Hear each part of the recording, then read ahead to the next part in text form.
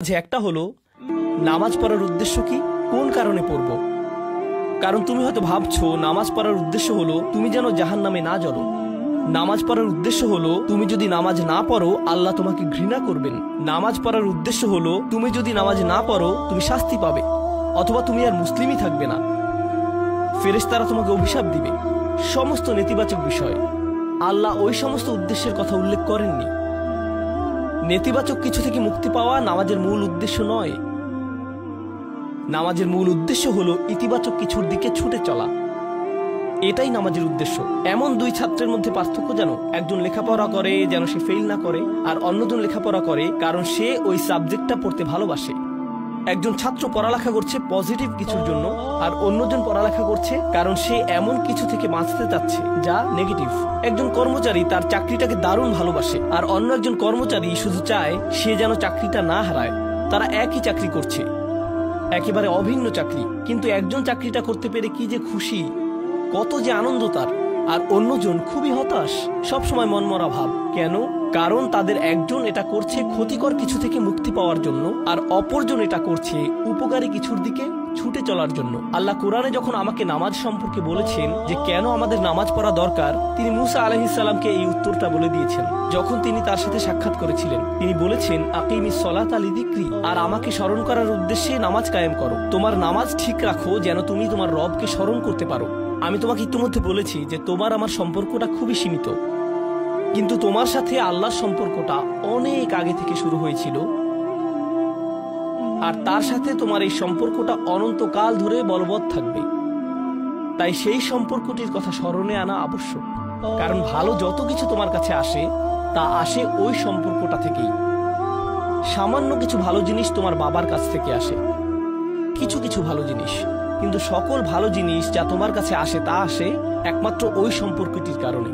যদি তুমি চাও সকল উপকারী জিনিস তোমার জীবনে অবস্থান করুক, তখন তোমাকে অবশ্যই তার কথা স্মরণ করতে হবে যার নিকট থেকে সকল কল্যাণের আগমন ঘটে, যার নিকট থেকে সকল নিয়ামতের আগমন ঘটে, সকল রিজিকের আগমন ঘটে, সকল হেদায়েতের আগমন ঘটে। আর তাই আল্লাহ বলছেন সর্বোত্তম যে উপায়ে তুমি এটা করবে তা হলো নামাজের মাধ্যমে তুমি আমাকে স্মরণ করবে। এজন্যই তোমার নামাজ পড়া দরকার। আচ্ছা, পরিশেষে এজন্যই তোমার এটা করা উচিত, কিন্তু তুমি এটা করছো বলেই সঠিক নিয়ত সহকারে। আল্লাহ বলছেন কেবল এখানেই শেষ নয়, এর কিছু উপকারিতাও আছে। কিছু ভালো জিনিস তোমার পথে আসবে যখন তুমি সত্যি সত্যি আল্লাহকে স্মরণ করবে। যখন তুমি আল্লাহকে স্মরণ করবে যেভাবে তিনি চান সেভাবে, আর যে উপায়ে তিনি চান তা হলো এই নামাজগুলোর মাধ্যমে। তুমি যদি এটা করতে পারো, আল্লাহ বলছেন ইন্নাস সালাতা তানহা আনিল ফাহশাই ওয়াল মুনকার। এমনকি এই আয়াতেও ওয়ালা যিকরুল্লাহি আকবার, তিনি বলছেন নামাজের মধ্যে এই উপকারটি আছে যে এটা তোমাকে অশ্লীলতায় পড়ে যাওয়া থেকে রক্ষা করবে। কারণ অশ্লীলতা তোমার চারপাশে বিরাজমান, আর আমি প্রিয় পুত্র তোমাকে এটার সম্মুখীন হওয়া থেকে রক্ষা করতে পারবো না। অশ্লীলতা তোমার ফোনে, অশ্লীলতা তোমার স্কুলে, অশ্লীলতা তোমার বন্ধুদের মাঝে, অশ্লীলতা ঈদের অনুষ্ঠানে, যখন কোনো কর্নারে গিয়ে বন্ধুদের সাথে আড্ডা দাও, অশ্লীলতার উপস্থিতি তুমি সর্বত্র দেখতে পাবে। প্রতিবার যখনই তুমি অশ্লীলতার দিকে এগিয়ে যাবে তোমার অন্তর ক্ষতিগ্রস্ত হয়ে পড়বে। আর আল্লাহ বলছেন যদি তুমি এই নামাজগুলো আদায়ে যত্নবান হও, এগুলো তোমাকে অশ্লীলতার করাল গ্রাস থেকে রক্ষা করবে। একবার যদি তুমি অশ্লীলতায় ডুবে যাও তখন তুমি হয়ে পড়বে যেমন তুমি যদি দূষিত বাতাসে নিঃশ্বাস নাও, প্রথম প্রথম তোমার কাশি আসবে, কিন্তু যদি এতে বেশিক্ষণ অবস্থান করো একসময় এতে তুমি অভ্যস্ত হয়ে পড়বে। অশ্লীলতাও ঠিক এরকম, এতে আকণ্ঠ নিমজ্জিত থাকলে একসময় এটাকে আর বড় অপরাধ বলে মনে হবে না, নিজেকে এর থেকে রক্ষা করার কোনো গরজ অনুভব করবে না, কারণ তোমার প্রতিরোধ ব্যবস্থা দূষিত হয়ে গেছে। এরপর তুমি এমনকি আরো বিষাক্ত আচরণের জন্য প্রস্তুত হয়ে যাবে, এমনকি আরো জঘন্য বিষয় ওয়াল মুনকার, এমনকি আরো ঘৃণ্য কাজও তোমার দ্বারা সম্পন্ন হয়ে যেতে পারে। অধপতনের অতল গহ্বরে হারিয়ে যাওয়া থেকে এই নামাজগুলো তোমাকে রক্ষা করবে। এই জন্যই তোমার নামাজ পড়া দরকার, এই সমস্ত কারণেই তোমার নামাজ পড়া প্রয়োজন। আমি বলেছি এই জন্য না, এই সমগ্র ভ্রমণের শেষে সিদ্ধান্তটা সম্পূর্ণরূপে তোমার।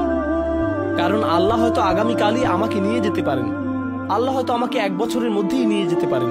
তোমার এবং আমার মাঝে যে এই সম্পর্কটা বর্তমানে আছে, এমনকি যদি আমরা 100 বছরও বাঁচি আমরা এর চেয়ে বেশি বাঁচতে পারবো না। একটা সময় আছে যখন এর সমাপ্তি ঘটবে, কিন্তু ওই সম্পর্কটি, তুমি যদি সত্যি ওই সম্পর্কটি সম্মান করতে চাও নামাজ পড়ো। তোমার প্রতি এটাই আমার উপদেশ। এখন আমি পিতামাতার উদ্দেশ্যে কথা বলবো। এটা হবে ছোট্ট একটা রিমাইন্ডার আমার জন্য এবং আমাদের সবার জন্য, আমাদের পিতামাতাদের জন্য। সন্তানাদি আল্লাহ প্রদত্ত একটা নিয়ামত। তাদেরকে এজন্য দেওয়া হয়নি যেন আমরা তাদের নিয়ন্ত্রণ করতে পারি। যত বেশি আমরা তাদেরকে নিয়ন্ত্রণ করতে চাইব, তত বেশি হতাশ হব সকল অবস্থাতেই। আমি দেখেছি এমনটা, বিশেষ করে যে পরিবারগুলো তাদের সন্তানদের দ্বীনের সুরক্ষা করতে চায়, তারা যত বেশি সন্তানদের উপর জোর করে দ্বীন চাপিয়ে দিতে চায়, তত বেশি ওই ছেলেমেয়েগুলো অদ্ভুত সব উপায়ে বিদ্রোহ প্রকাশ করে। কারণ যে বিষয়টা আল্লাহ চান আপনি তাদেরকে প্রদান করুন, আপনার ছেলে মেয়েদের কাছে আপনার যে সুযোগ আছে সেটা তাদেরকে আপনার আদেশ নিষেধ মানতে বাধ্য করার জন্য নয়। সুযোগটা